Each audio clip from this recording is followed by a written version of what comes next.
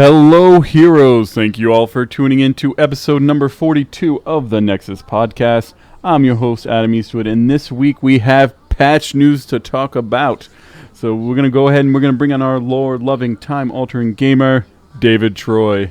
Nozdrovya Ukrainsky. I just came back from the Toronto Ukrainian Festival, which is right near my house, the largest Ukrainian festival in North America. So I've got some pierohe, some nalishnike, and definitely full of samahonka right now. So totally totally excited to talk about this new patch, and I'll give my opinions on Chen Storm Stout. Mm-hmm. Now, does all that stuff have a ton of caffeine in it? Because it kind of sounds that way. I wouldn't say caffeine, Bob, but it's got a ton of something in it. And we have our Blizzard and eSport enthusiast, Ben Blazik, with us. What's going on, man? Hello, everybody. Well, I guess I can't speak in a foreign language to start the show because I'd be copying David. So I'm just going to tip my beer to everybody. Hello in the chat room, and awesome things to talk about tonight. So let's get going. Oh, man, I should have had a beer with me as well to celebrate the Brewmaster being part of the game. I missed the chance. And I wasn't even happy that Chen came out. I'm drinking. Oh. So, Ben, what have you been up in terms of just video games in general over the past week or so? So, as per normal, doing my duty in Heroes of the Storm, as we rightfully should be, testing, giving feedback, spreading the hype train on this awesome, amazing game.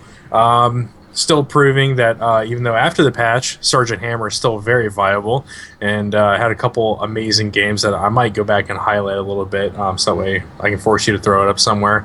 And then as of today, I spent about 7 hours straight playing Arcage for the Head Start release this weekend. Mm-hmm. What do you think of Arcage? Like, you happy with it, or? I mean, I think it's a really good game. I bought. Now, I wasn't one of those people. I spent $150 months ago and bought into Alpha a long time ago. $150? So I played it. Yeah, back for the original to get into Alpha, it was $150. It comes with a bunch of stuff that came out today for the Head Start. So you got into Head Start. You got for all intents and purposes, we're gonna call it the flying mount. Just it's not, but we'll call it that so everybody understands better. A bunch of credits for the store, which does a lot of cosmetic crap. Excuse me, and I think it might be 3 months of patron status, which is basically kind of like the subscriber status because it's a free-to-play game. Mm-hmm. It's good. I like it, which is why I kind of didn't get my money back and I stuck with it. It's not for the light of heart. So those who are used to the WoW style MMOs now, where they don't really have to, dig in like a tick and go all out war. It's not meant for those kind of people. The crafting system is very expansive in this game. You have housing and farms that you have to plot down. You can build naval warships and literally get into several full raid groups and go and just murder your enemy and siege another faction's castle. And there's all kinds of stuff to it. So it's not for those that don't have time for the game, because clearly you have to if you're looking to have an experience in the game, you have to dedicate a lot of time to it. Mm-hmm. And David, what have you been up to in gaming? Well, as you may have noticed from my lack of audio quality from the last podcast, it was pretty clear that my laptop was on its last legs. So I did actually have to replace a bunch of stuff. But, and I thought I was there, and even my wife said, it's if you want to get a new computer, it's okay. And I had this chance to get a really nice gaming rig. But, with the baby on the way, I'm yeah, I'll just get the laptop fixed. I got a lot of emotional attachment to it. First computer I ever played Heroes on. First computer I ever killed Garage Hellscream on. So I'm I just can't let this little guy die. So I replaced the hard drive, and unfortunately, though, I had to replace everything else, of course. So didn't really get a chance to do as much gaming as I'd liked. I missed a whole night of raiding because I'd forgotten that I didn't install Mumble, all my add-ons, all my SCADA, everything, plus everything that could keep my client stable. But managed to actually do a little bit of Siege of Orgrimmar with my raid team, Salad Senate, best raid team in the whole world. And I actually got a chance to jump in and play a little bit of Heroes. I'm going to save my Heroes experience because, of course, it's going to spoil my Chen Storm Stout review later on.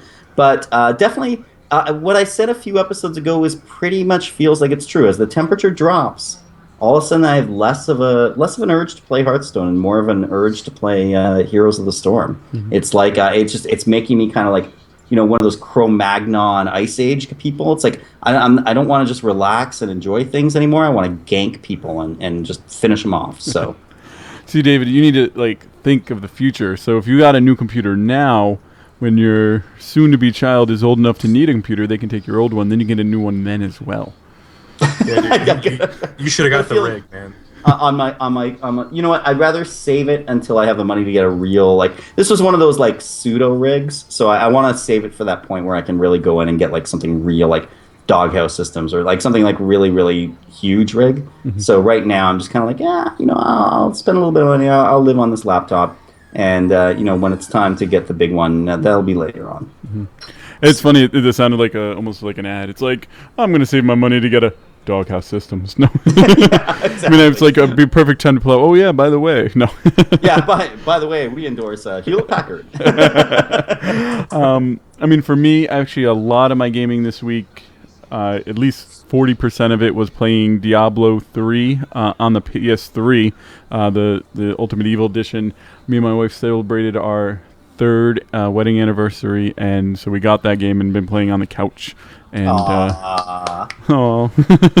and just killing demons together. Actually, we celebrated it on the 7th, which was this past Sunday, and I want to say we played something like almost 6 hours worth of the game. And then played Monday and Tuesday. And Tuesday we was our actual anniversary, 9/9, and we played more. And I almost have a level 60 Crusader already on that as well. See, man, I guess that just 70 makes is the me max, jealous. so. Like, you having the ability to do that with your wife, and like I can't do that with my girlfriend because she's not like into games like that. And then when I try to get her into something, as I was telling you guys earlier before the show started, that I'm a sore winner apparently. I am a horribly sore winner. You can ask my wife, but she puts up with it, luckily. I'm a sore winner. I'm a sore loser. I don't do anything in gaming unsorely. I'm going to make a call to all the listeners, whether you're in the live chat now or you listen to the podcast after the fact. Hit me up on Twitter. I need someone to help me get my girlfriend into gaming, like more. I mean, she does like little minor stuff. Like Sims or something, like once in a blue moon, but I need to get her into gaming so that way, like, she understands more. And you know what, though, Ben? As someone whose wife is definitely not into gaming, sometimes it's not so bad because then I can just, like, sort of say stuff. It's like, yeah, I'm going to go farm Black Temple. It's going to take me 7 hours. Oh, okay. That's fine. I mean, I've dated girls that weren't gamers. I've dated girls that are. I guess, like, for the times that I did date girls that were gamers, like, there was definitely, like, a level of understanding as far as... So, we'll rewind for, like, a second. Back when I was doing... when I was playing in an ESCA with my Counter-Strike team last fall. Team practice, we did it 4 nights a week. Sunday, Monday, Tuesday, Wednesday. We started at somewhere around, like, 7 to 8. And we went to almost midnight. So, like, those nights were a complete wash for doing anything. And she always had the whole, like, hey, you want to go out and do this? And I'm all like, well, you know, practice is starting. I can't. She's all like, fine, whatever. And just kind of, like, walks away and, like, does her thing. Gamer girlfriends have more of an understanding for that kind of thing. Because it's, I mean, not in all cases. Sometimes they're still upset. But, like, they're more accepting of what's going on. Because they understand. Yeah, I'm just, you know, as someone whose wife is 7.5 months pregnant at the moment, I'm just happy that I can play games. So I'm not going to push it. I have to say it's nice to have a understanding wife with my video game addiction. So, why is it got to be an addiction? Why can't it be a lifestyle? Because I don't know. I'll ask her that next time we have a conversation and see what I then have a cookie lifestyle. Anyway, so other than that, I did play Heroes of the Storm this week. I was on there a decent amount. I had a lot of fun. Played the new hero, played Stitches, and Arthas has been getting a lot of time on my rotation. I feel like I'm getting a little better with Arthas than I was, you know, a week and a half, 2 weeks ago. Still enjoying the Master Skin for Stitches, and now I want another one. I need another Master Skin. It's like an addiction. I don't know. It's like, I guess I need Arthas next, even though I don't really like it. But I have an addiction to collecting things, and I just want them all. So it's a Master Skin lifestyle. Yes. Master Skin lifestyle. And so we're going to kind of get right into the news this week. We have the first thing that kind of hit the news was that there's going to be a 64-bit client for Heroes of the Storm that got put out there. Ben, why don't you kind of explain to people kind of what that means in terms of the game? Man, why do I got to do it? So, because I don't know what the hell it means. I guess I'm going to try to like dumb this down a lot because I don't know who all's going to be listening to this. For anybody who's not as familiar with operating systems and processors, we have two different types of processors and operating systems on the market. 32-bit, which has been around for a long time, and 64-bit, which has been around for, I don't remember the exact number of years, but a good amount of time now. And we're starting to slowly phase out 32-bit, but we're not quite there yet.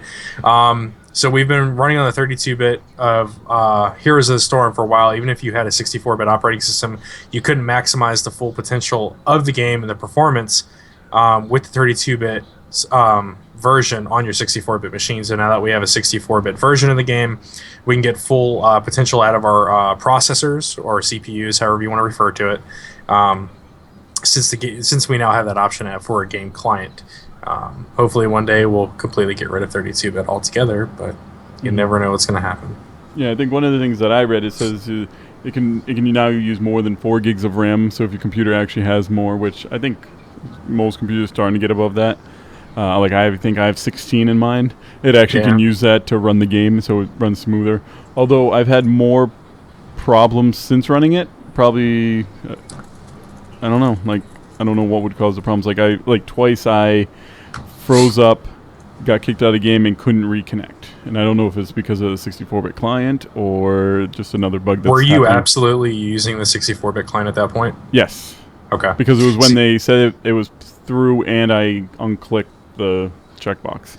So I'm actually kind of curious now about that because that happened to you twice while you were in matches with me. Mm-hmm. And then on the second time, Brandon was with us and he dropped as well with you. And I was the only person that consistently actually stayed. I was not using the 32-bit at the time. I now am. But also, I was the only one that's running the game on an SSD. True. So... Mm-hmm. So I'm gonna isn't it just possible that they've added it, but obviously they're testing it out too. It could be wonky. I mean, yeah, that's what I'm saying. I wonder if that's it, and then maybe I'll just turn it off, and then next time we play and see if that stuff happens again. Because it was very frustrating because they're both games that we went to win, and I've been uploading all my stuff to Hotslog, so I kind of have an MMR rating now, and I feel like anytime we're gonna win, it's been freezing, so I don't get that up there. So I actually drop in my ranking. Adam, as a good alpha tester, you should be testing it even if it knocks you out. Right. So I need to figure out if that's what was causing it to drop me out. So that's it for pretty much the 64-bit client. A quick rundown of that. The big news of this week is that we did get a new patch, which brought tons of new stuff, including our new beloved Chen Storm Stout. And we'll talk about Chen kind of at the end. So we'll go ahead and kind of just start hitting things. So now they brought the streaming downloader in, which they have for every Blizzard game, where at red it's downloading the main content, yellow you can play it, but you might get lower textures, and then green means it's done. Does any of you guys actually play it when it's on yellow, or do you just wait till it's through green? Because I know I just wait till it's done to play. Well, I had a great chance to test this out since I had to download the whole game again since my hard drive blew up. Never, ever do I play when it's yellow. At least not this game. I probably play WoW or something like that, or Hearthstone. But in this game, it's I don't want anything to throw me off. So I definitely waited until it was completely loaded. Mm-hmm. Same. I don't... I've had instances where I've tried it before. The game's too laggy. It doesn't matter if it's on my regular hard drive or on my solid state drive. The game just becomes too buggy, and I just hate that. So I just let it finish all the way through. Mm-hmm. Yeah, I'm the same way. I mean, by the time it gets to yellow, you might as well just wait the extra 5 minutes, especially with Heroes of the Storm. I mean, the updates aren't that big that I can't just go get my drinks and then sit down and play. Exactly. To be fair though, I think the first day we got it, I think I jumped in it. I think I jumped in whenever. It was just as soon as I humanly could have jumped in. Mm-hmm. So probably I would have at that point to jump in at yellow just because I wanted to see it. Mm-hmm.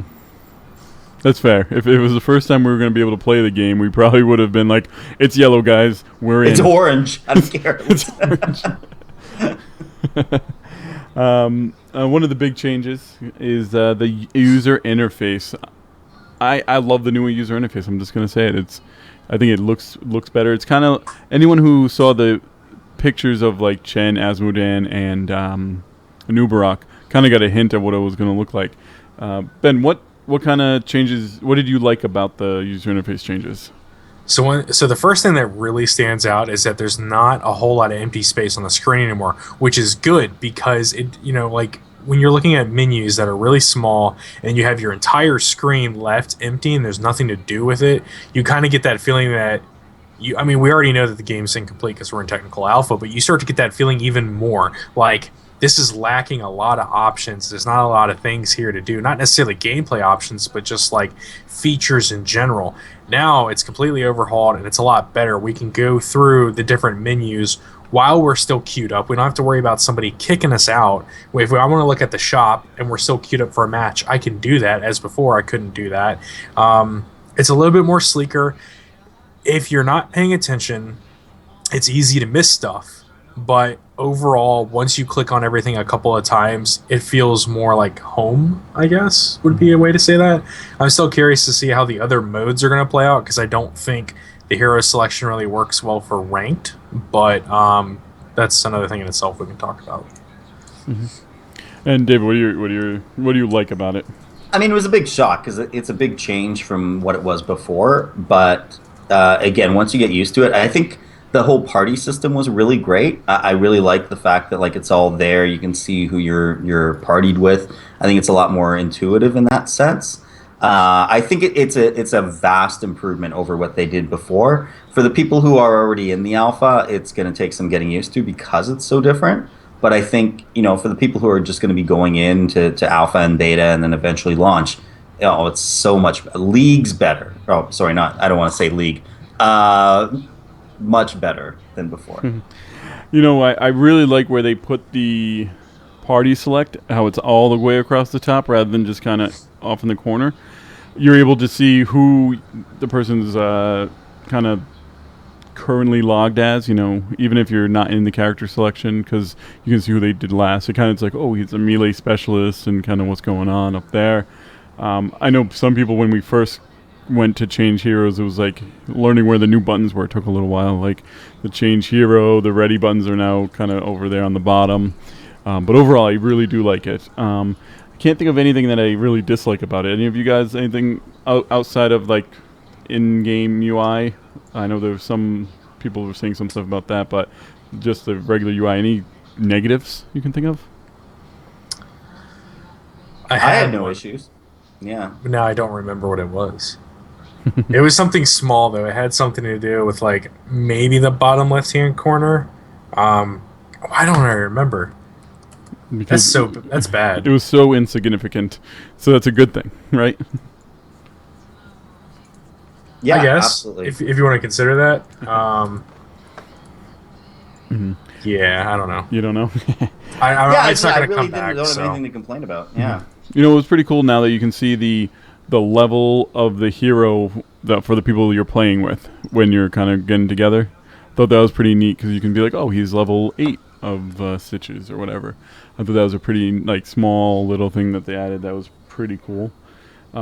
Now in game, you can now look at your hero stats by clicking C. The follow hotkey has been moved to L, so you can actually see like your total health, your mana regeneration, your attack damage, all that just by clicking C right now. You can see little stats. I wonder, I feel like is a little more for kind of observer mode than necessarily for the character itself. You know what I'm saying? Like, I'm not going to click it much when I'm playing, but I can see like casters clicking it to see what kind of bonuses they're getting. What do you guys think about that? Well, I'm always about more stats. I might as well change my name to Stats and Packs. But I definitely like it. I think more information almost always is better in a game. Not saying real life. I'm saying in a game. So I didn't really see myself using it much. That may change, but as far as the observer thing, I'd have to agree with that. Mm-hmm. I think it's really good from just a player point of view too. I mean, like it's especially as you kind of learning the game. It's kind of as you build your talents and you gain in levels. I think it's important, especially for some people, and I know I'm like that. It's like to get some kind of quantitative, view on it.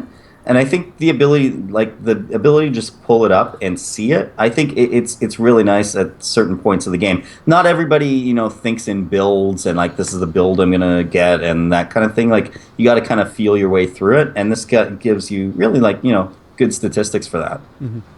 Yep, and also in the in-game, we have new icons on the mini-map for camps, cores, towers, watchtowers. All the mercs are a little bit different, which is pretty cool. Do you think it helps gameplay, Ben, by kind of giving new icons for those? Or do you not like them too much? Yeah, of course, we would need to ask somebody to kind of compare who's just got into the alpha. Personally, I don't like the new icons just because I think they're a little bit harder to read. Like, the bigger camps have the bigger icons, so of course it's easier to see that. But like the smaller camps, they have smaller icons. And like I don't remember what map it was, but I think it was Blackheart's Bay.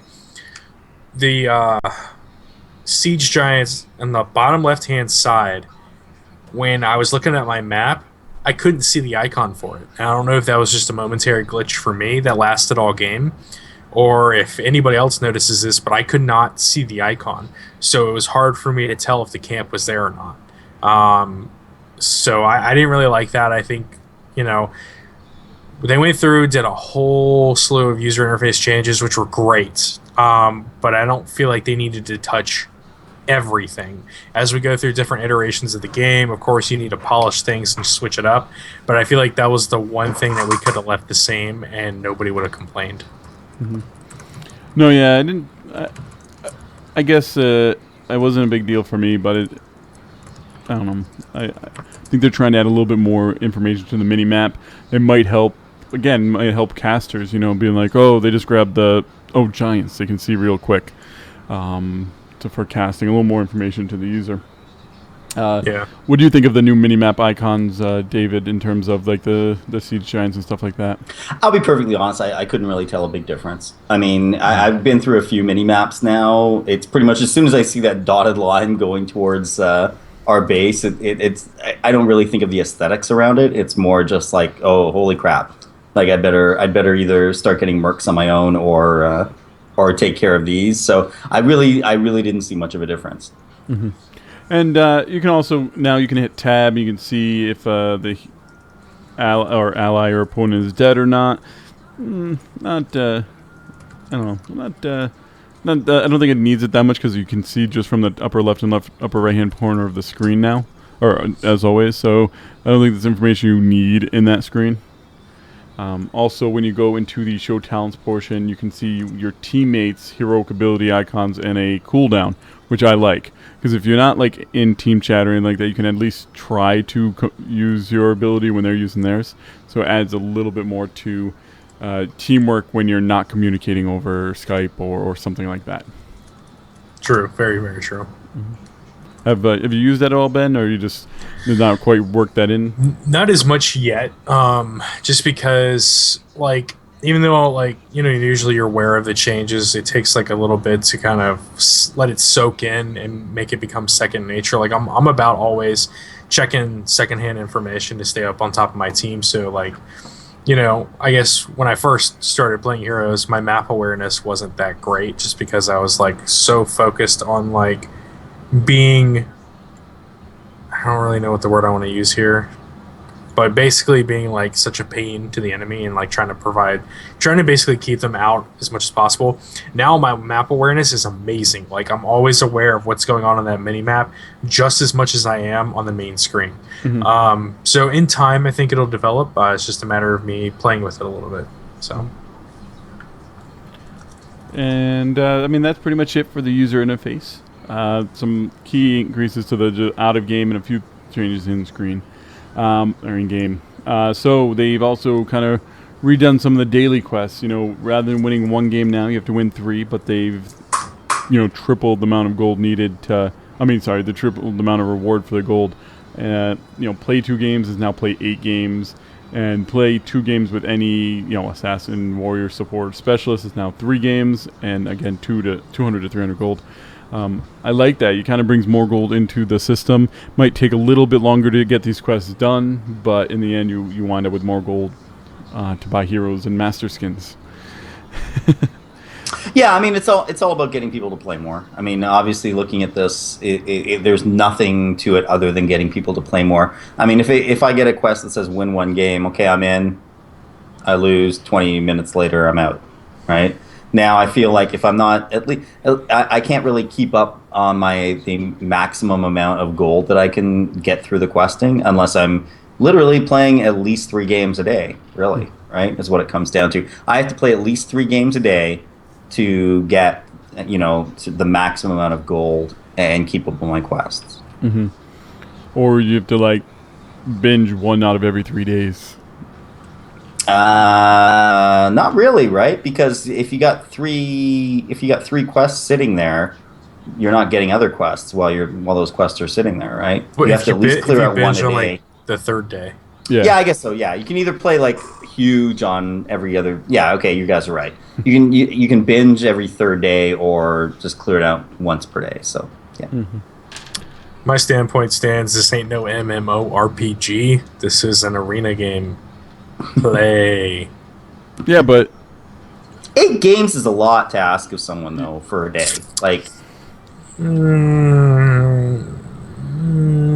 I mean, mind you, if you do the binge thing, it's not so bad, right? Because you figure, let's say you win 4 of those 8 games, then you've got 2 of those quests out of the way, right? I mean, I guess all in all, it depends, if you binge or not. But I mean, some of the quests play off of each other. For example, being play StarCraft hero. Well, if my second quest that comes up is playing Assassin, I'll just go play Tychus. Mm-hmm. So that'll knock out both at the same time. So I mean, it's very close to the Hearthstone quests, right? It's the same type of thing. Play with Druid and Rogue and win 3 games. They're obviously following that model. Mm-hmm. No, I like it. It's definitely more gold overall. I mean, we can't complain when a free-to-play game. We need more gold to, especially people like David who aren't going to spend any money. This is how he's going to unlock as many characters as humanly possible. Yeah, especially now that they're so expensive, but I don't want to ruin stuff that's coming later on.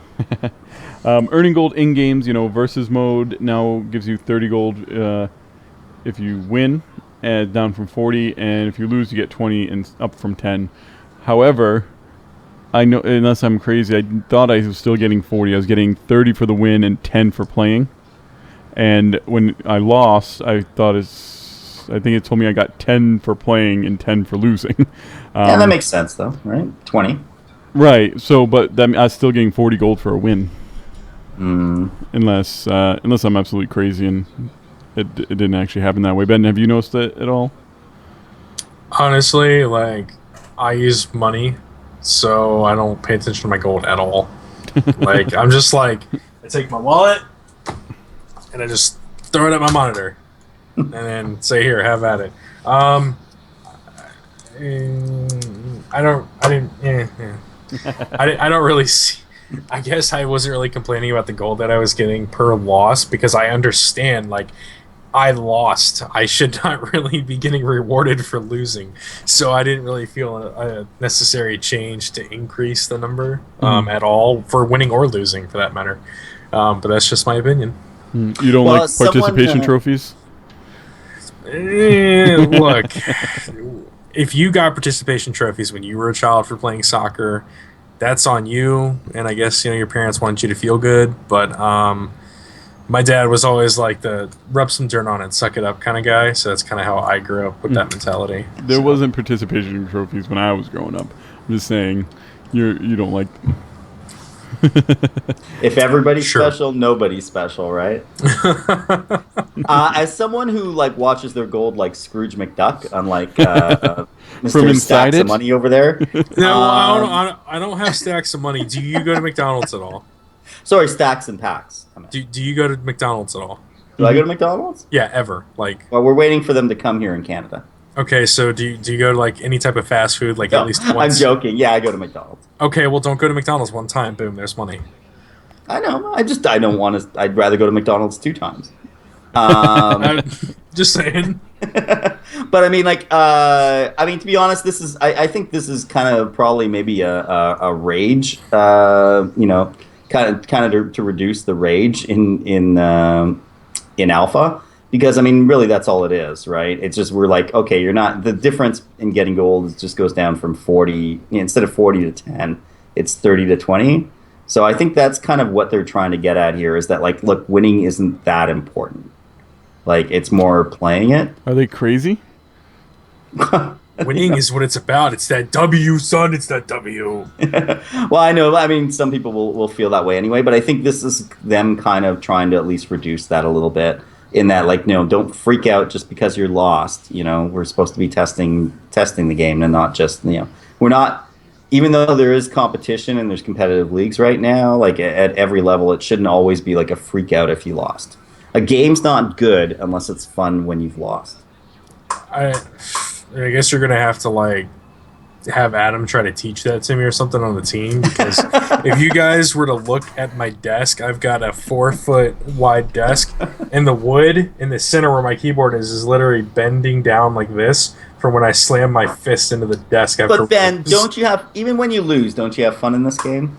Don't you enjoy yourself? Even if it's something like I've learned something new for today. I have fun when we play as a team and lose, because it's not like, if you lose for dumb reasons, like let's say you had a random fourth on your team who is like completely throwing the game, and I get mad over that. But if it's like we have like a full team and we lost because like we can own up to our mistakes, that's not bad at all. It's like wiping on a raid, right? It's like if you're with a raid group, if you're with a good raid group, even if you wipe all night, you should still have fun. Depending on which raid progression. If you're in progression, right?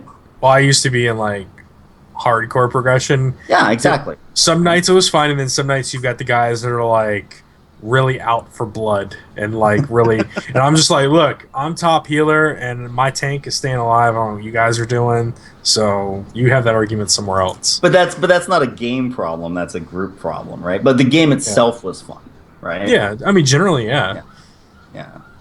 Well, that's sort of my theory, right? Like, if I lost the game of Heroes and I had fun, like, I should be having fun. If I'm not having fun even when I'm losing, that's the problem with the game. And I think that's kind of what they're throwing in here with this gold. I think we're spending a lot more time on this one little tweak than we really thought we would. It's perfectly okay. Yeah, it's perfect. Oh, man. Well, then, for a couple little changes that aren't really too discussion worthy, you can now do basic support for hotkey modifications. So go ahead, go to your main menu, F10, and kind of check it out. I like this because now I can set my hotkeys to be equal to the same as Diablo, so that way when I switch between games, I'm not clicking the wrong set of buttons and screaming at the computer for not doing the thing right. Or you could just be a man and learn both controls and deal with it. That's true. Or I could enjoy myself and just switch them. So you gotta be like me, man. When I play like MMOs, I've got the Naga, but then when I go to like my shooters and my MOBAs, I've got my Death Adder. You just got to remember to switch between both, because I remember we were at practice the other night and I didn't switch and I was sucking, and then I almost threw the mouse across the room to grab the other one. Blame it on the mouse. Dude, they have different sensitivity levels, so yeah. Oh, man. Player level awards also changed a little bit, where 8 and 10 no longer give you free-to-play hero rotations. You get that a little bit later at 12 and 15, and you get 2,000 gold at 8 and 10. So, little quality of life. I don't even know if it's really quality of life. You get more gold early to buy heroes, and then you get your free heroes a little bit later. I actually like that. Yeah, I think it's great. I mean, I think especially there's enough heroes in the game that are around 2,000 gold that like it gives you kind of like ghetto heroes, right? I mean, like they'll get you your Malfurion or whatever. This dude did not just say ghetto heroes. Ghetto heroes cost you 2,000 gold. And it's like, and to be honest, they're not bad heroes by any means. Malfurion's a great hero. It's just, it'll get you those heroes. You don't get the newest sexy ones. And that's better than a free-to-play hero rotation, because at least you have a certain amount of control over it, right? I just want to say to the Heroes design team, please do not take that to heart, okay? We honestly don't mean anything truly by it, so don't smite us down or anything. Ghetto isn't bad. Man, one thing I liked about kind of a change they made, they've listed this under infrastructure. But holding down a hotkey makes it so your hero ability with instant cast will automatically recast once the cooldown's up. Have you guys tried that at all yet? No. No. I'm all about them clickety clacks and that precision. So I'm not going to sit there and hold something. I'll press the button when it's ready. I can't even think of what I'm trying to think of a time you do that. Like, was it? I'm going to say Vala, but I mean Sonya. Sonya, the seismic slam. You can hold it down, and it will just keep doing it in the same area. So if you're going against someone, you can just keep slamming, and then the cooldown's up, and it'll slam again. You don't have to click it again. like maybe something like Precision Strike for Nova? Is that like when you get that talent at 20 where you get the... Is that something you because is there a cast time on that or no? There's a slight, like, you can't cast it right away. Right, there's a cooldown, not a cast time. Then you could technically hold it, move your mouse, and then it would go off again. Okay. I mean, I think there's very few times where you can use it, but for Seismic Slam, I've noticed it works a lot because I just kind of follow my enemy with it and I hold the button down, and I'm like, boom, boom, boom, boom, boom, boom. I really don't see any high-level players using that, but that's just me. Hey, whoever said I was high level? I'm a high-functioning player, I feel like. Actually, isn't that kind of backwards? Because if you were high-functioning, wouldn't you be about the precision of the click instead of holding the button? I don't know. Yes. Okay, so you... Whatever. I'm a barely functioning player. That's better. Barely. You've been playing Chen, so it makes sense you're barely functioning. Oh, man. I just saw by the way, saw Kung Fu Panda for the first time this last week, and got me right in the mood for Chen. So great movie, by the way. I know that'll infuriate Ben. I know well. With his love for mists. Few changes to the shop. We do get our master skins for Nightwing, Nova, Rainer, Tychus, Tyrael, and Zeratul. So we knew they were coming. That's why they showed them off, and now they're there. Can I jump back, Adam? Sorry. Oh, sorry. Death Knight Arthas has been removed. As a skin, Death Knight Arthas has been removed. Is this the first time they've removed the skin from the game? Yeah. Yeah. Yeah, it is. That's funny. I was just, I didn't even realize. I was complaining about that this past week. Or maybe a week ago when we were not on the show, but when we were playing, I was like, Death Knight Arthas is pointless. All they do is take off his helmet. But that's kind of a weird skin to remove, right? Because it is actually there's at least a little logic behind it, right? I know it's a dumb skin. But are you gonna spend the money to remove a helmet? It's actually not a skin. It's a I guess it's a skin, but it's a helmet. Really, it's a non-helmet. So what about? I mean, this is a company that charged like $9 for helmets in World of Warcraft, right? Or whatever those goofy helmets were. Yeah. I mean, to me, this was kind of like, it was an interesting move because they hadn't removed any skins yet. And maybe I didn't so it wasn't like, selling. Well, still, I mean, how much does it cost to sit there? It? It's not using up inventory space. I mean, it's just sitting there. I don't know what happened to people who bought it. I mean, I think it would be logical if they refunded them, but we don't know for sure if they did or not. Well, don't you get to keep it? Like, did they remove it completely? Like, even if you bought it, you don't get it? I don't even know. Does it say store? Well, Adam, or game? you own every skin in the game. No, I don't. I don't own that one. Hold on 1 second. Where's it? God, where'd it go? I'm trying to find it. Does it say from the store or from the game? It says shop. It's under shop. Okay, and it's still in the game. No, it just says skins. Death Knight Arthas has been removed. Doesn't say the shop. But its shop is the primary, and then gotcha. bullet point. Okay. Yeah. Okay, then he's still in the game then. Yeah, because I mean, I found that odd because I mean I know it's a dumb skin, but to me it's like it's still very much a skin that someone might want. Like I want to play Arthas the way he was prior to putting on that helmet. Like I want to play, Warcraft 3. Like when he walks in and kills his father, I want to look like that. Yeah, son of a... And I'm just a little surprised of all of them that would be removed. And to be honest, I'm surprised that any skin would be removed. I don't understand the logic behind removing a skin. I know some poor artist spent all that time doing that, and then the animation, and then the poor artist had to take the helmet off. We don't know that's what he did. Yes, Maybe he built it from the ground up. No, he did. Then maybe he did. Then he should be fired for wasting valuable Blizzard time. Maybe Mike Morhaime went in there and said what David said. Like, I want to play Arthas when he murdered his father. Build it. Maybe he was told. Yeah, and then he wasted the time. Hey, if he was told by Mike Morhaime, he didn't waste the time. Right. I'm still trying to understand how much operational cost it is for Blizzard Entertainment to keep that helmet in the game, or just to keep it in the game. Like what? It's like it's not like we're clearing out space for new Coke. I mean, it's there, right? like you've already made it. It's not costing you literally any money in the world to keep it in the game. So I just thought, does this happen in League? Do they remove skins? They have some skins that are there for like a temporary time, and then they come back. Well, there you go. Death Knight Arthas is the McRib of skins.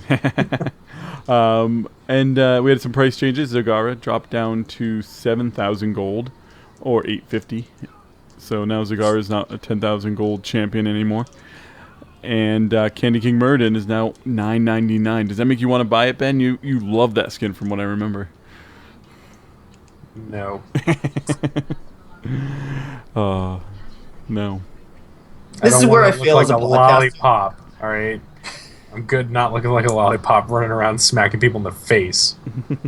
This is where I fail as a podcaster because I honestly don't know if $9.99 is a lot of money for a skin or not. It's like, is that a lot? Would it go up, down? I don't know. Mm-hmm. Oh, you mean was it more before?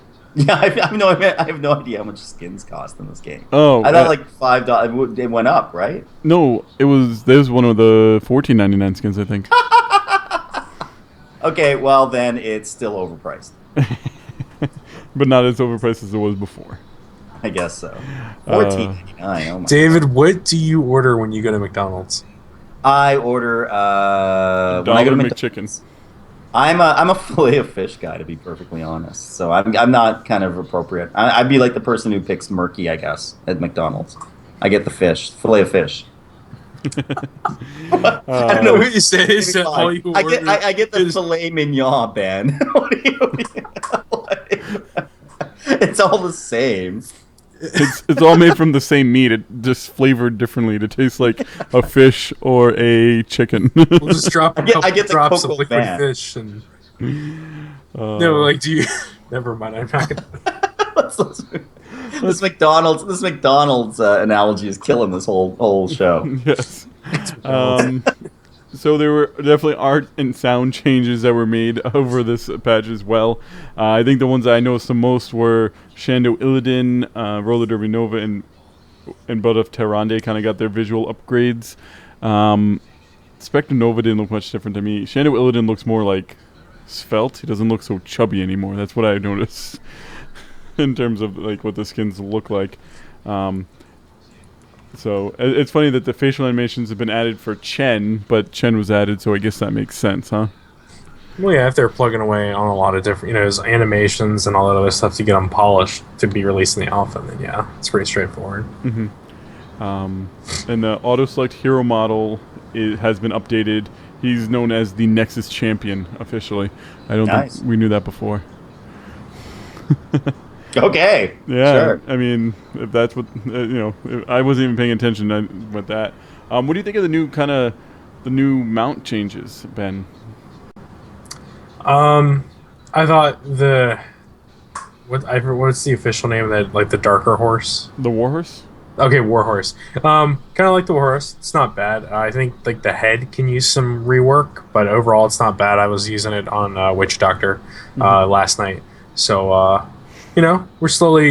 We're not just touching on the big things, which is like hero skins and, like reworks. We're also touching on the smaller pieces, such as mounts, which, we know are going to be at some point a huge thing in the game because, I mean, there's, just like with the heroes, there's 100 different things we can do with the mounts. Mm-hmm. So.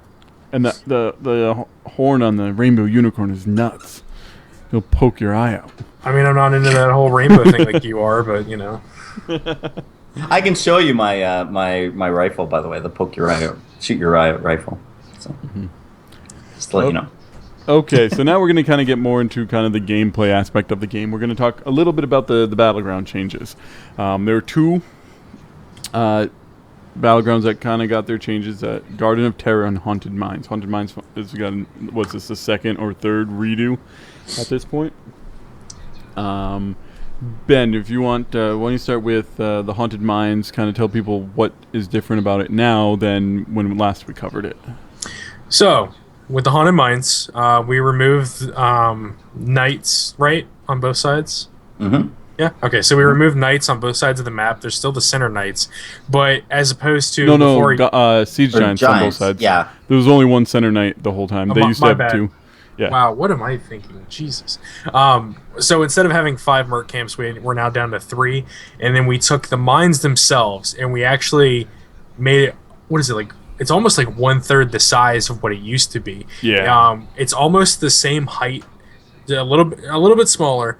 But we took the width and we crammed it all the way together, and now the map actually basically feels like it should. You can't do an overly abusive merc push at the start during the first spawn wave. You can do some mercs, but if both teams are playing at each other like how they should be, if they're equally matched, then in most cases that's not going to happen. You can do like maybe you'll grab your golems first and then the mines will open, and there's only really 2 mercs left on the map, so you could do a little bit, but you cannot do as much destruction as you could before. And now with the mines being so much smaller, it really provokes a lot of team fighting in the mines, and for you to go down there, get the skulls as quick as you can. And now that the actual undead golem itself is capped out on skulls, I don't think it maxes 30 now. It's viable to go all the way through the mines and hit everybody and get as much as you can, and then get back up to the top and secure your lanes before the golems actually come up. So, we've been through several different iterations of this map, and now it's actually starting to finally play how it should, and there's definite reason to do the objective now almost all the time. Mm-hmm. I mean, you have some strategies where you're not going to do it, but now the map is very viable. It doesn't mean I want to play it 24/7, but it's definitely very viable. Mm-hmm. What the other thing they did with the mercenary camps was they made it so the team the mercenary captured by a team will only attack down the opposite from that team's grave golem. So you can't push mercs and golem in the same lane. So if you do mercs, it's one lane. If you do grave golem, it's another. Correct. Yeah, every change they've made here is great. This is a map that I've loved since the very beginning. I still really like the original version, but obviously the mercenary camp was becoming the amount of mercenary camps was becoming a big issue. Mm-hmm. So I think that actually that was the thing they should have changed first. The mines, I think it seems like a more interesting map. It seems like there's going to be a little bit less of a chance of just kind of getting lost in there and then just getting ganked by the rolling ball of death that comes through. So I think it's going to change this map completely. I think this map this changes it so much that those of us who have been playing since alpha, it's basically like a new map at this point. Yep. And I think going in there now, everyone's got to relearn their strategies. But I think it is a positive. I think having the merc camps reduced is really the biggest key to this. And to be honest, I'm saying most of this just because I no longer nail merc camps as a witch doctor, so I'm fine with the change. Now, David, do you want to kind of go over some of the changes with the Garden of Terror map? Sure. Garden of Terror, significant updates, they say. Upon collecting 100 seeds, the fertile soil located near the core will automatically grow a Garden Terror after 15 seconds. Really important because before you had to jump in and kind of click on it yourself. Now, once the Garden Terror is spawned, you have 1 minute. Basically, a countdown starts for 1 minute. You have to right-click the Garden Terror to take control of it. If the timer expires, then basically it just resets to its fertile soil state, and basically you've lost the ability to unleash it, and the 100 seeds will be automatically consumed whether or not you take control of it. So it reduces the player's ability to essentially choose exactly when it's going to go out. You have to sort of watch when you're going to be getting those seeds. And once those, I think it's going to be kind of interesting because I'm waiting to see the fight where it's like the terror starts wandering around, and the other team just tries to block the other team out from even having the chance to right-click on it. I think especially with some of the new abilities by people like Chen, I think that there could be some interesting play in there. Mm-hmm. In terms of the experience reward, they've increased it, basically doubled it for the infested servants. And for the Garden Terror itself, they've the experience reward has increased again. It's doubled, and now that's for the neutral Garden Terror found in the gardens during the night sequence. In terms of when you are the Garden Terror, the Q ability, basically they've improved the radius. It's now also a persistent effect, which continues to pulse once per second for 3 seconds. The Overgrowth has had its health increased as well, and now you've got a new ability, which is Sprint. So essentially, if you're like way back in your own area and you're just taking the Garden Terror, you have a little bit of time to run up and start doing damage, as opposed to just kind of lumbering all the way through. Mm. No, I really like the changes they made to the experience, because on top with that means you're more likely to go after the infested servants and the neutral Garden Terrors during the night phase, just because you're not losing as much by leaving lane. At that point, you actually gain. It's a decent amount of XP towards your requirements. So now you're getting XP. You send somebody to go do that, they're getting XP. So you can kind of pull ahead by grabbing it now. I also, the big change with the Garden Terror with the sprint, I think I was making fun of that too over the past week, where I was like, man, it's so slow just to get him into combat. You're losing, a quarter to a half of your duration on the timer anyways. So that sprint, I love that sprint idea. Ben, your thoughts on the changes to Garden Terror? Whoever at Blizzard decided on the timer for when you actually hit 100 seeds, pure genius. Just like this wasn't. I was excited when the map was announced, and then when the map came out and the objective wasn't as viable, it just wasn't my favorite map to come up, and I always kind of dreaded it. After we did a couple playthroughs, and I finally started to realize, and I was like, okay, I'm not as excited. I dreaded the map. Now it's not so bad. I don't think it's where it needs to be, but just like Haunted Mines, we're working on it. We're getting there, so it's coming in time. But I definitely think it's a lot better now. People are more playing the objective. You still don't have to play the objective as much, though. So if you leave 5 seeds on the map and you don't get the 5 seeds, you stay in darkness. And I was playing Sergeant Hammer, and I was just rocking bottom lane, dude. I pushed bottom lane all the way in, and then I went top lane. So, I mean, if we're not playing the objective, I'm doing my lane game. So, I mean, it helps when you get into the later game because you definitely can break out of stalemates. But overall, we're progressing in the right direction. So, and what I think is really cool is it adds a little strategy. Like, if do you want to, get that first 100 golem or 100 seeds during the first one, or do you want to grab like 80 of them and then wait till the second set to do it? It kind of gives you a little bit of option there. It also lets you, you're like, okay, I'm going to leave these 2 up, and if the enemy doesn't take it, then we can pick it up and have a little stronger golems slightly later. Or the enemy can come and grab them, kind of like what people used to do with the Haunted Mines, and leave one up for a little while. Yeah, I'm really curious to see how this map's going to play out in the ECS this week. Especially with, not hoarding 250 seeds to the last minute and then pulling out double terrors. So I think that's going to be pretty interesting. By the way, this also just dawned on me. This is a completely side note. Why are we putting acronyms inside acronyms? The United States Army does that, and they should not know. Like, the ECS is an acronym inside of an acronym. Yes. Was it Esports Championship Series? No, it's a ESV Championship Series. Yeah, so it's ECS. So it's an acronym inside of it. And what's the E stand for? ESV. No, but what's the E and ESV stand for? Oh. Anyways, we like acronyms and acronyms and acronyms. So the core no longer regenerates health; it still regenerates shield in all battlegrounds. And Siege Giants' health regeneration when Siege Giants are out of combat for 8 or more seconds has been removed, so your Siege Giants don't heal back up. Just little changes. I think it's good that you get the shield back, but the core doesn't regenerate its health. I like that. Yeah, see, that's the thing, though. Like, I don't feel like that change was absolutely necessary because all that does is make Sergeant Hammer's other ultimate that much more viable. Because if let's say you have a really good defensive team, like we maybe couldn't hold on to the forts, but we've been holding on to that core for like 5 minutes, and they're not breaking. But all of a sudden, Sergeant Hammer's just got to be like, oh, hey, I'm just going to let us auto win because this thing's going to fly around the map and keep going through, and I don't have to do anything.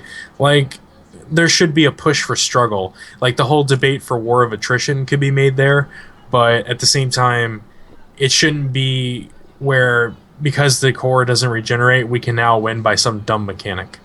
Well, that might not be a bug. It might be a feature, right? I mean, maybe that's a sense that, like, if you have a super defensive team like that, well, the counter to that is hammer, right?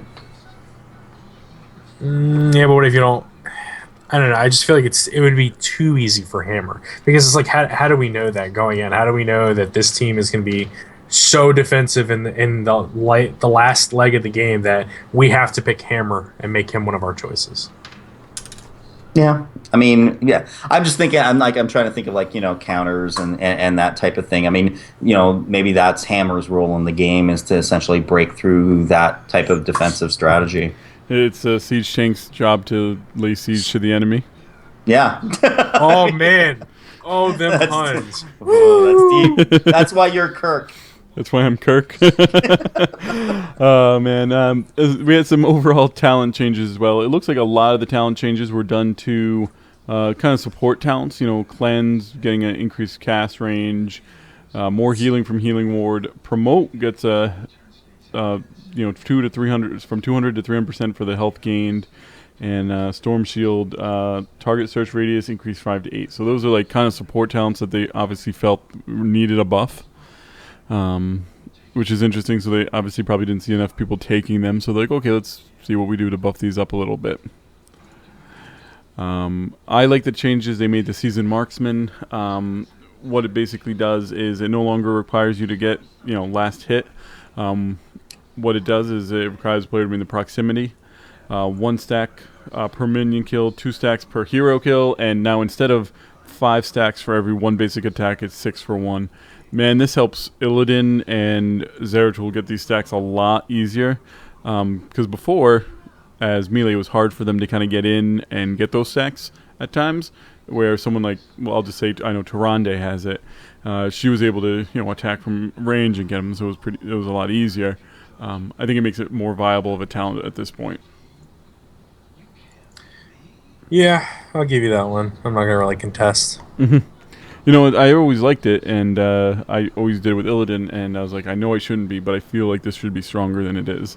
Because extra, attack power, it can add up. You can get 20 to 30 extra attack power just through that. So basically, you're just cheap. Cheap, yes. It's one of those talents that the longer the game goes, the stronger it gets. I like it. Just like Witch Doctor has voodoo ritual talent, where I basically become like a super beefy person late game because of all the stuff I'm getting off of my dot being part of the kill. So. Is that the death ritual talent, like where you permanently gain it? Yep, permanently. Yeah. I always take that. Yeah, it's a nice one. Mm-hmm. Now, we have some hero changes this week. Why don't I don't know, any of them really stick out to you, Ben? One of the big ones being Sergeant Hammer. They did so much rework on her. And a lot of people kind of like were complaining. One of our own teammates, Goku, was saying that she's not really good anymore. But after I completely disproved this theory, he kind of changed his wording. Basically, she's no longer the infinite range, super mobile siege tank. It's either one or the other. It's either you're going to get awesome range or you can remain mobile. And I went mobile. And with my mobile build, I was just... me personally, this is my opinion, 2 matches back to back, I was laying waste to everybody. And in the second match we played, I died... I either died one time or I didn't die at all. And I was just completely decking everybody and just blowing down buildings and being the most annoying person in the world. I took the blast wall. When I used my knockback, it creates a wall. I took what was the other one? I think it was graduating range when I was in siege. No, I took hover, so that way I could move when I was in siege mode. You have to make a choice between the two now. You can't take both. It's either one or the other. And I was just, dude, it was just running around and took Napalm Strike, and I was using Napalm Strike more than I was using siege mode. It was incredible.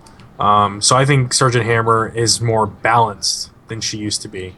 And she's definitely in a really good place now. And she's very viable. If anybody thinks that she's not top tier, that's open for debate, but she's definitely still a very viable threat. And now you can jump in on top of Sergeant Hammer and actually like kill her instead of like worrying about her being covered with so much range, because she can't get out as easy now.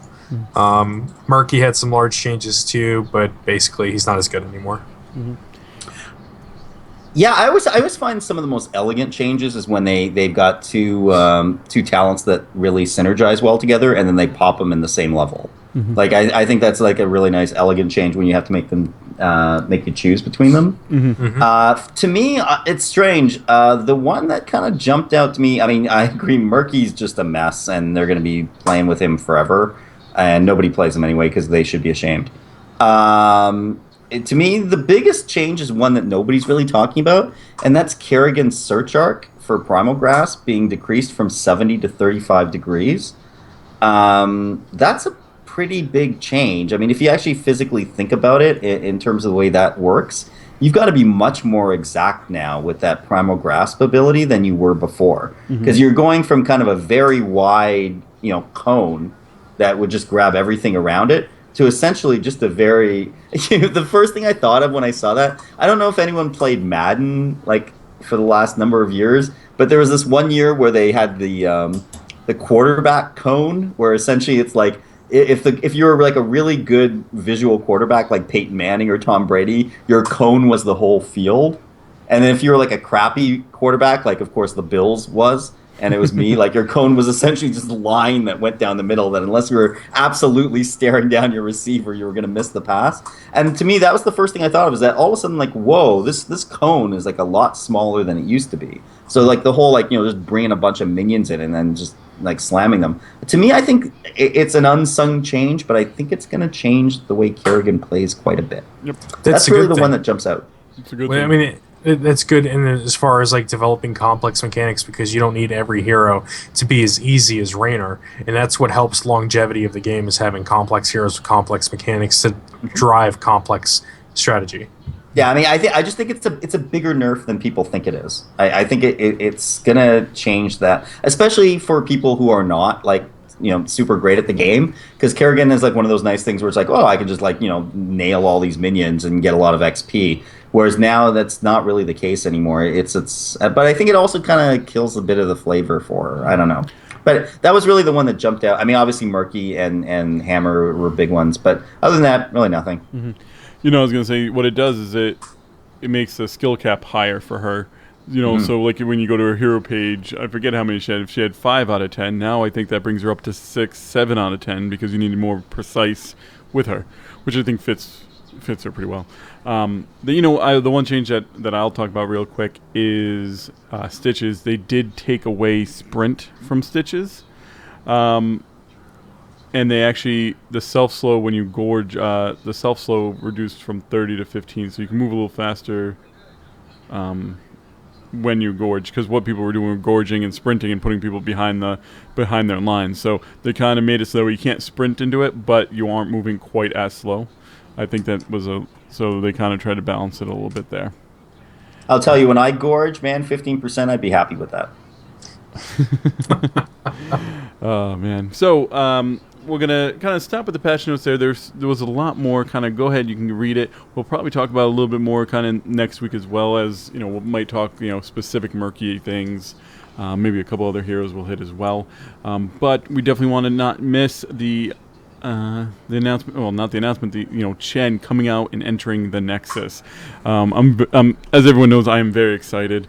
I just thought about it, during the last couple episodes when I was watching our intro video, and that Chen was technically the only hero that wasn't in the game that's in our intro video, but he's there now, and that's what matters. I am very excited. I was gonna say, Ben, I don't think you've played him yet, have you? No, I haven't. No. you want, aside from the reason that I'm not ultimately excited for him, do you want to know why? Because when we play, it's basically sitting there watching you and Brandon go, oh man, it's my turn to play Chen. No, it's my turn to play Chen. No, it's my turn to play Chen. And it's like, okay, well, let's work out a deal where we like somehow rotate, but we're not going to rotate every time, and blah blah blah. I'm so super happy that we have panda monks in the game now.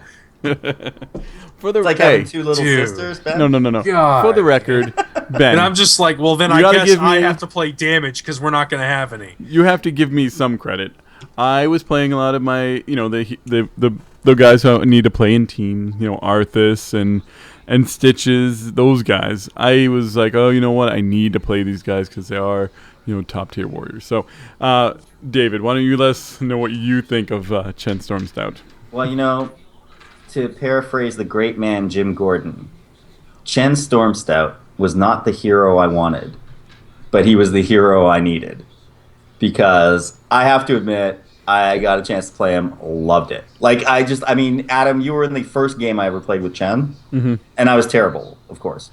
And that was a terrible game. We got killed. But he was a lot of fun. Like, holy cow, that Q ability where you're doing like the giant kick, like from that is like really powerful. Like, if you know what you're doing, which I didn't at that point, but like if you see anyone who's like pretty much near to dead and they're anywhere close to you, it's like you can just finish them off. Do you find yourself going, yeah, every time you do that? Like, I was just like, wow, okay, this is kind of like it's like triple tap, but like I only have to like hit him once, like basically, right? Like it's just like you spot out the guy who's like really close to death and you just nail him. I thought I'd actually have more fun with the throw the beer on the guy and then breathe on them, but that kind of was like didn't really work as much. I think I didn't talent into it. Also, the ability where you turn into a barrel and you just bounce people around, so amazing. Oh my god, that was so amazing. Especially, I mean, like we were having a bad game, so of course they're like they're getting close to our core. But like as we were getting down, I was like turning into that barrel. I'm like bouncing Nova back into our core, so she's getting hit by like 3 turrets at once, and it was just like it's just so much fun. Like I think is the most fun hero in the game. Like in terms of just doing goofy stuff, like you're drinking beer and it's like and you never have to worry about mana. He is just absolutely a joy, a pleasure to play. And I didn't think that would be the case. He's just absolutely like, if he's a warrior. I never even checked because I just jumped in and played it, but I'm assuming he's classified as a warrior, not as assassin or a specialist or anything. Correct. Absolutely, I would never play another warrior except for him because it's so much fun to play. He's great. His skin is goofy and looks like a waste paper basket or a potted plant. Like when I actually saw their concept art, it made a little bit more sense, but he still just looks like a potted plant, which I don't know. It's kind of like such a failure. It's a glorious failure though, like Plan 9 from Outer Space. So that I was toying with the idea of getting that skin because it's so stupid. But then you realized it was going to cost you money and you said no. Well, I knew it was going to cost me money, but I was just like, it's not that glorious a failure. So I didn't get it. Yeah. I can't eat 4 fish fillets this week. I need my filet of fish. My wife only gives me an allowance. What are you talking? No, I mean it's I got no Chen complaints. Like he really is great. I did not think he would be, and I had so much fun playing him. Well, I got a complaint because I was Sergeant Hammer on Blackheart's Bay, and I was at the top of the map, and he kept rolling around and knocking me back, and I just wanted to be like, "Stop it!" Yeah, see, that's exactly what he should be doing. He's a big barrel. He's knocking back this dumb tank sitting there. It's great. Like, oh man, I cannot get over how much fun I had with him. He's by far the most fun warrior I've played in this game, and I don't think I'm ever going to play another warrior again. Plus, he cost me 15,000 gold, so I'm going to play the stuff out of him. Yeah, no, man, I was not expecting him to be 15,000 gold. I mean, the most expensive hero in the game right now, in terms of gold, but he's still only $9.99 money for real money. Yeah, but you know what? I was waiting for that because eventually they're going to get into the stage where it's kind of like League, where it's the new hero, the new hot stuff is going to be the most expensive. So I mean that wasn't a surprise. It was more a surprise last time when I think it was Zagara wasn't 10,000, right? Mm-hmm. Then one time I had a lot of fun. I actually the enemy team started to attack us and Nova, so I jumped in my keg, hit Nova, and you know how like you have your wall before your turret, and then you have like whatever the thing here is, like force or whatever. I was actually able to go around Nova, knock her in, and actually sandwich her in kind of that area, and she just kept getting fired on by the turret while I was beating up on her. Well, that's the thing is that like it's so great because you're looking at them moving and they're kind of trying to move, but you're just like you're bouncing them around so much that they just look so helpless. Yep. Like they really look like they've lost control of themselves, and it's like I'm like this is so much fun. Like this is great. Yeah, he really feels like the answer to pretty much every assassin out there.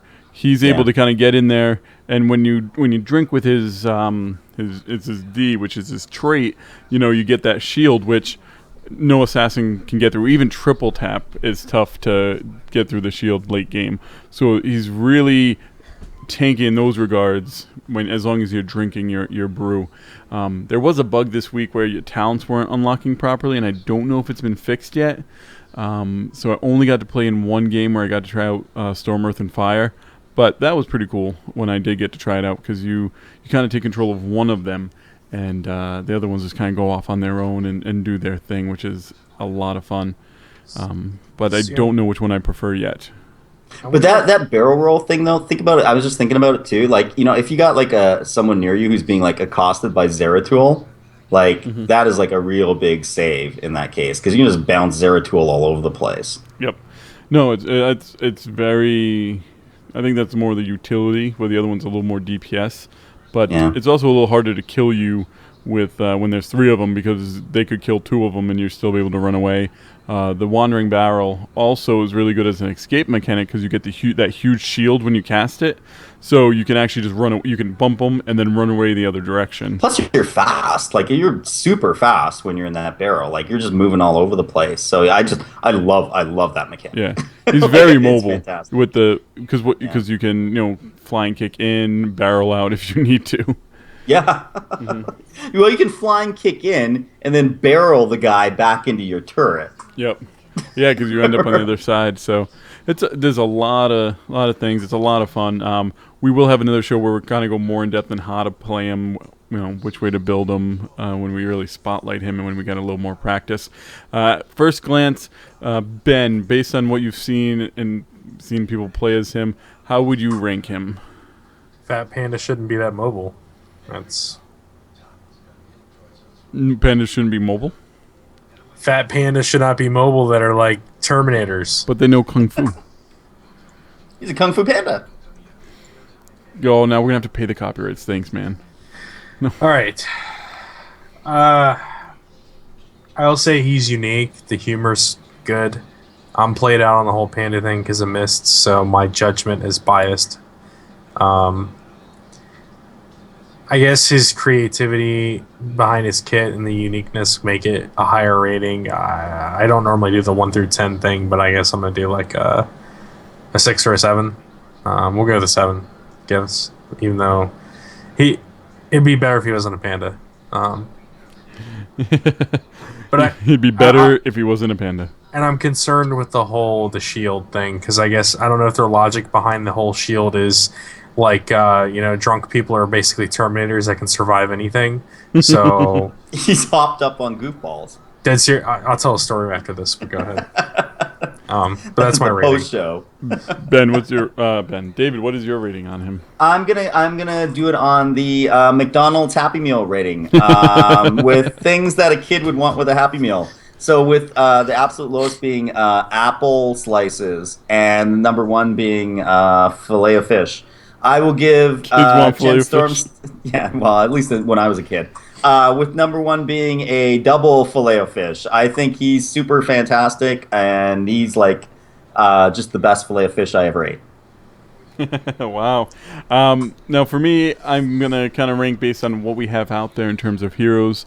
I would place, in terms of warriors at this point, I would place ETC kind of at the low end with Arthas on the high end kind of in terms of power, and I would put Chen just about right up there with Arthas, maybe a step or two back, just because Arthas' damage is so great right now and his survivability is nuts, and I think Chen's mobility kind of keeps him up there with Arthas, but it will take a little more practice and time playing before I can see 100% for sure. But if I had to pick like what I would think the top 3 are, it would be Arthas, Chen, and Stitches right now just from the little bit of play and limited talents that I've had choice of. Just because the mobility is nuts, and later on when we talk about a Nubarak, and his mobility might even push up there as well. So, definitely top of the warriors that are out there as of right now. And thank you. This has been Heroes of McDonald's. That's right. I'd say Arthas is more of a quarter pounder with cheese. So that'll about do it for this episode of the Nexus Podcast. Ben, why don't you go ahead and let people know where they're able to reach you? As per normal, every Friday night at 10 p.m. Eastern here on the Nexus, every Sunday night at 10 p.m. Eastern for our Nexus Esports episode. And most importantly, you can reach me on Twitter if you ever want to hit me up, play any games or whatever, at Stacks and Packs. It's STAKSNPAKS. Mm-hmm. And David, where can people get you? You can find me on Twitter at marketingdept McDonald. Oh no, sorry, Brillan CTR BRILLAAN CTR, and also at catalystgamingmedia.com, where I write about pretty much every Blizzard game and just whatever I decide to write about that week. And for me, you can reach me at Geek of Random on Twitter, the show directly at the Nexus Podcast. You can email any questions, concerns, arguments with our rating on new heroes to show at heroesofthenexus.com. For those of you listening to us through either Stitcher, iTunes, or Windows Marketplace, remember we do record every week, 10 o'clock Eastern Time, 7 Pacific, at twitch.tv/heroesofthenexus. We're proud members of Catalyst Gaming Media, where you can find bloggers, podcasters, and other content creators at catalystgamingmedia.com, as well as worldofpodcast.com. Check that out, as the Kickstarter is still going on. It's coming to a close, I think, in the next week and a half or two. They've hit the $2,500 mark, where that means we're going to have a fireside gathering right there at World of Podcasts. We're working out some details. I'm going to be in that room primarily because I believe we're going to be running some kind of a tournament. We'll have more details on that when it comes. And you can also catch me and Ben on panels live at World of Podcasts, right? The Thursday before BlizzCon. So thank you all again for coming. Thank you for listening. Have yourselves a great weekend, and we will see you all inside the Nexus. Goodbye, everyone. I'd like to preach the world. Oh no, that's a Coke thing. That was a McDonald's thing. Anyway, bye everybody. Good night, everybody. See you next time. Okay, and stop. So I gotta go pee, but real quick. When I worked at Circuit City, we knew this dude. When he wasn't at work, he wasn't like an alcoholic, but he liked to drink a lot, and we referred to him as the Terminator because he could survive anything. Something that stuck out to us the most was he was riding in the back of this flatbed pickup truck one night with a bunch of other people, and something happened in this intersection where like all these cars were starting to collide, and this like cop car was about to hit the back of a truck that he was in the back of, and it started to hit the back of the truck, and the dude jumps out and like goes over the cop car and lands on top of his feet. And it's just like not a scratch, nothing. It's like we always referred to Jimmy as the Terminator because nothing could ever take that dude down, even drinking. Oh man, that's crazy. Well, I'm gonna cut the stream down because probably gonna play a little bit tonight. Want to thank everyone again for coming. Thank you, chat room. It's always wonderful to have you guys here with us. Thanks again. Goodbye. Adam,